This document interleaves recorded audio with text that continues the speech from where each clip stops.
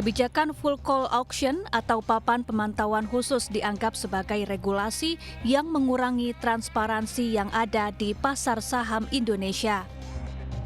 Gejolak terjadi di kalangan investor saham yang menganggap kebijakan ini justru akan menyebabkan risiko likuiditas bagi pasar saham dengan kecenderungan investor domestik menarik diri karena ketidakpastian regulasi yang ada.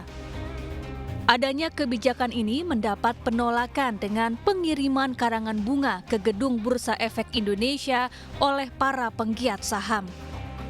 Saham-saham kapitalisasi besar yang masuk pemantauan khusus juga meningkatkan ketidakpastian di pasar saham Indonesia di kacamata investor asing yang menanamkan modal di pasar saham Indonesia.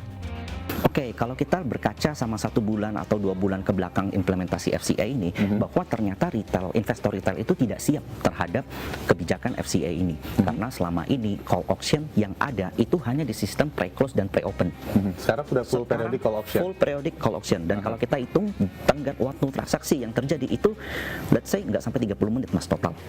Nah, dan itu mengebuat bahwa investor retail itu merasa bahwa saham yang dia miliki itu tidak bisa dia transaksikan, sehingga muncullah kepanikan. Adanya FCA juga memungkinkan terjadinya manipulasi harga saham dengan kemungkinan terjadi penawaran palsu atau bid palsu yang dapat merugikan investor retail. Investor menilai perlu revisi dalam kebijakan yang dikeluarkan Bursa Efek Indonesia. Di antaranya kategori yang lebih jelas bagi perusahaan-perusahaan yang masuk di pemantauan khusus. Pemirsa, Anda mengikuti spesial dialog bersama saya Aldi Hawari. Papan pencatatan khusus bagi emiten bursa saham di Bursa Efek Indonesia dinilai dapat menyebabkan efek domino, diantaranya kebingungan investor dan juga mempengaruhi bursa domestik secara keseluruhan. Bukan hanya investor domestik, tapi juga investor asing. Regulasi yang ada nampaknya justru membuat pasar saham dilanda volatilitas tinggi dan ketidakstabilan. Bagaimana menakar kepanikan ini? Kami bahas kali ini dengan narasumber saya, ada Bapak Bernard MS selaku investor dan juga trader. Langsung saya sapa Pak Bernard, halo. Hai Pak. Ya. Thank you untuk waktunya. Terima kasih sudah bergabung bersama kami. Pak Bernard, bagaimana sebetulnya papan pencatatan khusus di bursa saham ini bisa menciptakan kekacauan atau ketidakstabilan di pasar saham domestik yang tidak terkendali? Iya, karena dari FCA ini tidak terjadi yang namanya continuous auction, Pak. Dan di sini hanya mengandalkan IEP dan IEV, di mana IEV ini sendiri kan jadi dasar matching dan pembentukan harga. Di mana Anda memiliki saham dalam jumlah yang gede ataupun uang dalam jumlah yang gede, Anda dapat mengatur pergerakan arah harga, Pak. Justru lebih gampang kalau Anda punya barang banyak, Anda tekan ke ARB, toel 1 lot di ARB, harga terbentuk paling murah, Pak. Jadi memang kecenderungannya emiten-emiten yang ada ini langsung masuk ke ARB ya, auto reject dia. Di satu sisi memang karena ada panic selling dari investor dan trader.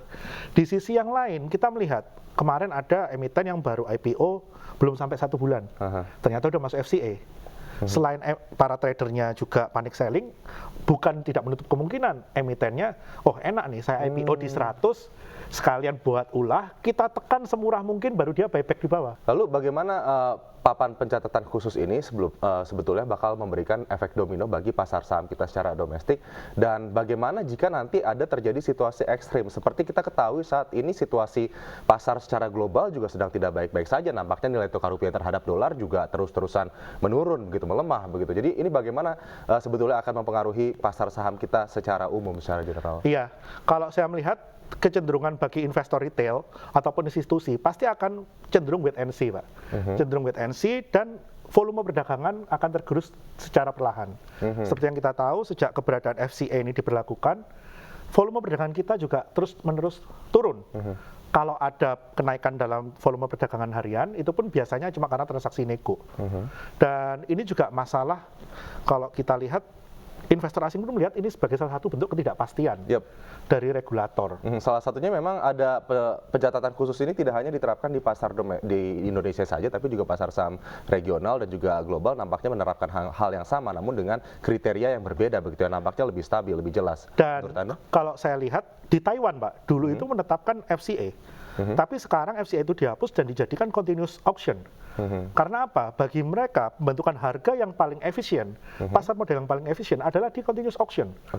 Jadi kalau FCA ini dinilai lebih efisien, lebih transparan, saya sih merasa tidak ada transparansi di sini. Kalau mau transparansi, continuous auction. Karena kemarin sempat dari salah satu otoritas bursa mengatakan bahwa kalau FCA ini justru lebih transparan, justru lebih tidak gampang dimanipulasi. Saya kurang setuju. Karena FCA ini kita cuma kuat-kuatan banyak-banyakan barang dan banyak-banyakan modal. Kita bisa menyetir arah IEP dan IEV. Baik, jadi justru transparansi itu tidak semakin tidak terlihat jelas, kemudian manipulasi justru terjadi. Benar. Nah ini satu hal itu tadi panic selling pada saat FCA ini diterapkan sampai saat ini sudah berapa kali Pak Bernard sebagai investor juga trader begitu melihat FCA ini benar-benar mempengaruhi grafik bursa perjalanan IHSG kita. Oke, yang paling signifikan kita melihat salah satu emiten dengan market cap terbesar yaitu Brand, di mana setiap brand ini turun 10% itu mempengaruhi 0,5% IHSG. Dan kemarin kita tahu brand ini sempat 1 bulan masuk FCA dan akhirnya lepas di tanggal 21 kemarin. Jadi otomatis karena brand ini market cap-nya paling besar, ya otomatis pergerakan IHSG sangat dipengaruhi oleh pergerakan brand. Dan memang sempat beberapa kali ARP ya setelah FCA. Dan kalau kita pelajari, ternyata emiten-emiten yang masuk FCA di harga-harga tertentu itu yang beli juga bukan investor retail, tapi semua sekuritas itu yang beli masih terkait dengan emiten. Jadi menurut saya sih malah ada indikasi, oh ini justru gampang dimainin dong oleh emiten-emiten. Jadi sudah apalagi masuk FCA, harganya jatuh, lalu di buyback oleh perusahaan sekuritas. Jadi mempengaruhi investor retail. Benar, korbannya investor retail nih. Iya, korbannya kemudian investor retail. Benar, jadi kalau diomong ini melindungi investor yang mana? Karena investor retail yang ada malah panic selling, jualan, harganya didrak terus sama pihak-pihak berkepentingan sampai ke harga minimum. Ada yang sampai 1-2 rupiah, ada yang sampai 5-10 rupiah. Kemudian di bawah situ yang bersihin barangnya siapa? Sekuritas lagi. Yang terkait semua, yang terkait emiten.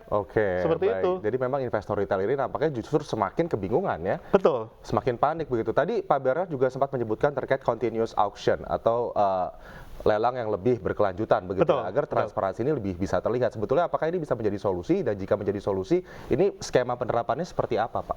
Kalau bagi saya, begitu bursa ingin menetapkan, oke, saya nggak mau batas minimum 50 supaya harga lebih transparan, supaya orang-orang kalau mau menawar barang yang memang tidak layak dihargai di harga 50 bisa di harga 40, 30, 20, it's okay. Tapi buat continuous auction seperti jalannya bursa seperti pasar reguler, mau sampai RP1 pun nggak apa-apa. Tapi continuous auction seperti pasar pada umumnya. Karena sebetulnya kalau kita menilik lagi, banyak emiten di luaran sana yang mungkin sekarang harganya 50, 40, 30, dan mereka ini berusaha untuk turn around, memperbaiki kinerjanya dia. Jatuh sekali ya nilainya. Benar. 50, 30. Tapi kalau dengan adanya FCA, bagaimana mereka bisa memperbaiki value mereka di mata investor? Bagaimana mereka bisa mencari investor baru? Kalau FCA itu ada mungkin 2-3 tahun yang lalu, nggak ada namanya itu PANI, Pak. PANI itu nggak akan bisa jadi sampai sekarang. Kalau ada yang namanya FCA 2-3 tahun lalu, bumi itu pasti jadinya 20 perak, Pak, mungkin sekarang. Nggak bisa turn around. Justru dengan tidak adanya FCA ini memberikan kesempatan kedua bagi para emiten untuk memungkinkan turn around. Baik Pak Bernard. Ini kita sama-sama berharap agar menjadi catatan juga, dan juga investor retail bisa kemudian lebih tenang dengan adanya regulasi yang mungkin bisa diperbaiki ke depannya ya dari Bursa Efek Indonesia. Dan pemirsa, demikian spesial dialog kali ini. Saya Aldi Hawari pamit, terima kasih, sampai jumpa.